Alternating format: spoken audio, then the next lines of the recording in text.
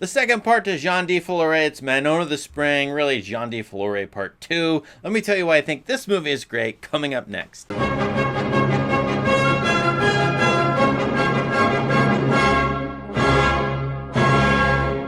Alright, if you're watching this video, I assume you've seen the movie. Most of my videos, I speak to two audiences. One, people who haven't seen the movie, two, people who have. But really, since Manon of the Spring is the second part to a big movie, Jean de Florey, Manon of the Spring, I think most people who are watching this video have seen the movie. If not, just go watch Jean de Florey and then Manon of the Spring, and then come back to this video. So spoilers are free and flowing in this video, just so you know. I think Manon of the Spring is some of the greatest plot reveals I've ever seen, and you know, most of the time, these kinds of plot reveals, you know, that Pepe is the father of Jean de Florey, for example, that plot reveal at the very end of the whole movie would be hokey in a melodrama, in a soap opera. There's a lot of times in which that, oh, I'm really your father, or he's your father. It's like the Luke Skywalker thing in Empire Strikes Back is hokey. But in this movie, I think it's very, very well earned, and it reminds me of great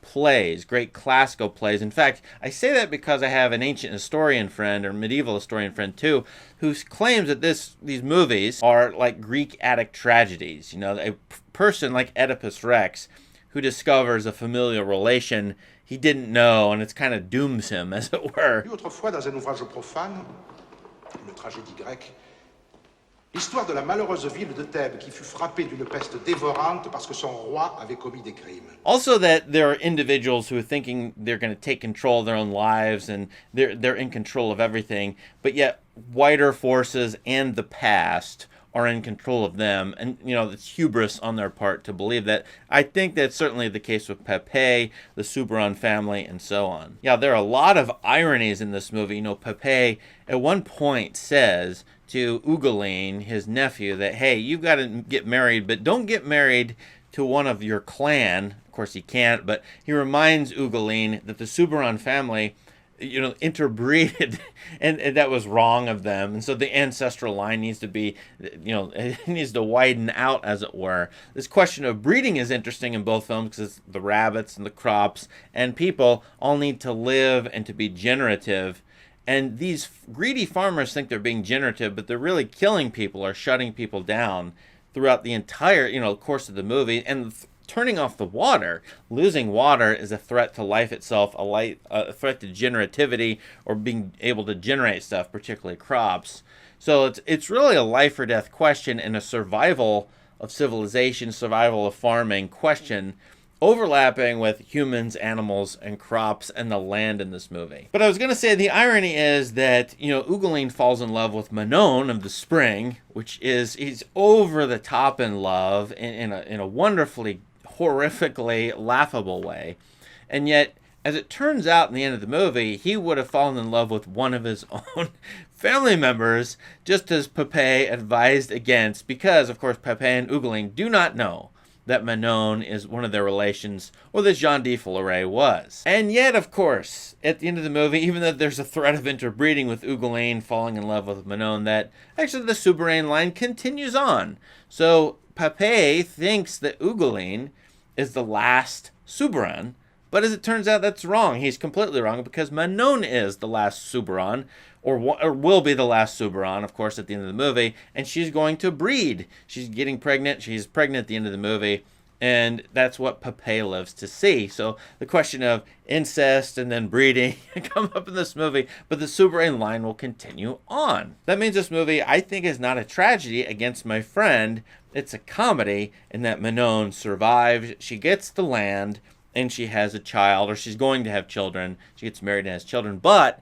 if this is a story of Pepe, from both Jean de Florey and Manon of the Spring, it's a tragedy. And he's able to kill himself in the end, or just die, or know when he's going to die. But either way, he has a downfall. Now, throughout the entire course of the movie, from the beginning of Jean de Florey to the end, it's really about the stasis of the countryside, the country village, the quaint country village, outsiders coming in, or things coming out from the outside being implanted in. For example, when Ugolin at the very beginning brings incarnations from the outside Jean de Florey, a citygoer, comes in from the outside, although he's originally from there, right? That's the irony. He's from the outside, but he's an insider because he's of the Florey family. But he comes in and he's got seeds from other locations that he's going to plant there too. And so as it turns out, the outsiders come in and start to generate and spawn while the people there, the Soubran family, dies off. So Manon and the school teacher, both from the outside in a sense, come in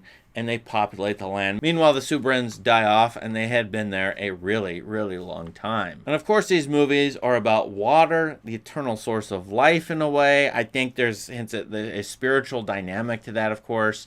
You have water from the skies, depending on the gods or the statistics or science or something like that. But below, you have a spring that wells up eternally. And when the spring gets shut off, and we know it's Manon who does it, the townspeople turn to, what else? God and superstition and science. Wonderful thing about this movie, I think the attic tragedy comment is interesting, is because we don't know if it's fate or the gods or science or a combo of those three is doing things to people. At least the people in this movie aren't aware, but they have a sense that that's happening.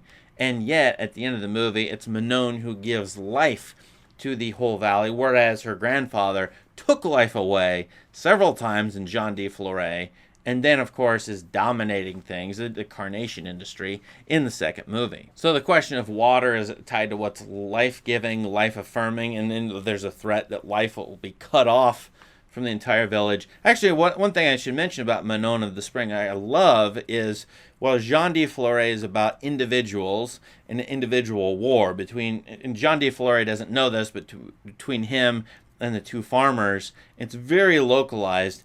In the second movie, Manon of the Spring, we broaden out to the social aspect. We broaden out to the environmental aspect, the religious aspect. We involve the church and the government and the geologists and all that come into the movie. And we learn in Men of the Spring that the people in the town are responsible in a way, in a sense, the sin of omission of not telling Jean de Florey about the spring and sort of leading to his death. When you watch Jean de Florey, the first movie, you can easily come away with, well, it's just the two farmers who are responsible for his death in a way by the sin of omission of not telling him about the spring. But then in Manon of the Spring, it's actually the whole city, the town, the village, and so on. There's a lot of people involved in the sort of crime against Jean de Florey. And once again, as I said in my Jean de Florey video, I think these movies are exquisitely acted, perfectly cast, excellent editing. Everything in Manon of the Spring is set up for you in Jean de Florey. In fact, Manon of the Spring references key shots very early in Jean de Florey, which means you have to rewatch these things and pay close attention to the whole thing. And I just think both movies together are some of the greatest film art I've ever experienced. I just love them. I think they're for ordinary people, for anybody watching movies.